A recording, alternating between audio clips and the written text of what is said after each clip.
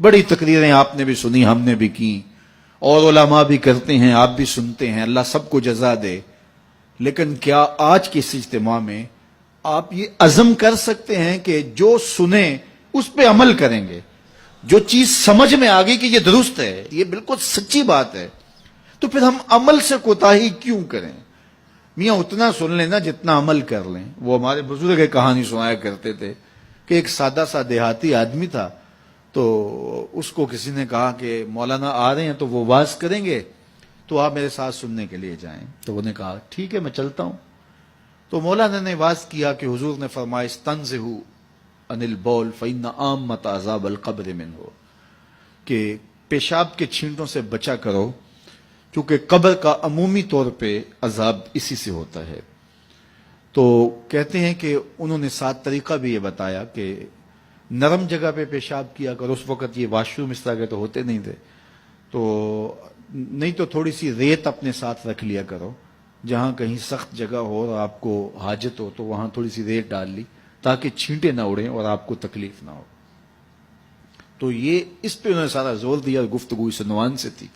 مجلس ختم ہوئی، واپس آئے تو بات بھی ان کی سمجھ میں آئی، یار ان سے عذاب قبر ہوگا، اور یہ مولانا تو نہیں کہہ رہے، یہ تو اللہ کے رسول کا فرمان سنا رہے ہیں، تو یہ بات تو ٹھیک ہے۔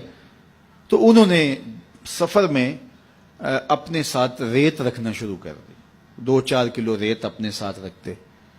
تو 8 دن کے بعد وہ پھر آ گئے، تو کہنے لگے کہ وہ حضرت مولانا پھر آ رہے ہیں کوئی، تو آئے، ان کا خطاب سننے چلنا ہے۔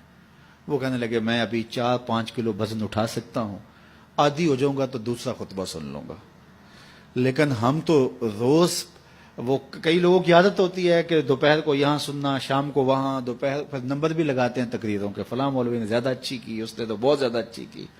وہ جج بنے ہوتے ہیں اور نمبر لگا رہے ہوتے ہیں۔ کانوں کے چسکوں کے لیے حضور کے فرمان نہ سنو، روحوں کے قرار کے لیے حضور کے فرمان سنو۔ حضور کے دین کو جو ہے وہ انٹرٹینمنٹ نہ بناؤ کہ ٹھیک ہے وہاں بڑا چسکا آتا ہے، فلاں بڑا سرور دیتا ہے، لیکن یہ طے ہے کہ ہم نے زندگی اسی طرح گزارنی جس طرح ہم گزار رہے ہیں۔ ایسا نہ کرو، اپنا نقصان کرو گے۔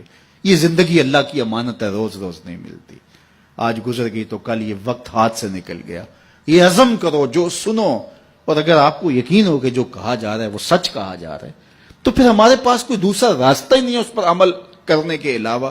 تو آج کی اس مجلس میں اگر ہم صرف اسی بات کو طے کر لیں کہ آج کے بعد جھوٹ نہیں بولیں گے، ٹینشن ختم ہو جائے گی، اندر کی بے قراریاں ختم ہو جائیں گی، روحوں کو قرار آنا شروع ہو جائے گا، باطن کو اجالے نصیب ہو جائیں گے۔ تو یہ میرے حضور کا کردار ہے کہ میرے حضور صادق بھی تھے، میرے حضور امین بھی تھے۔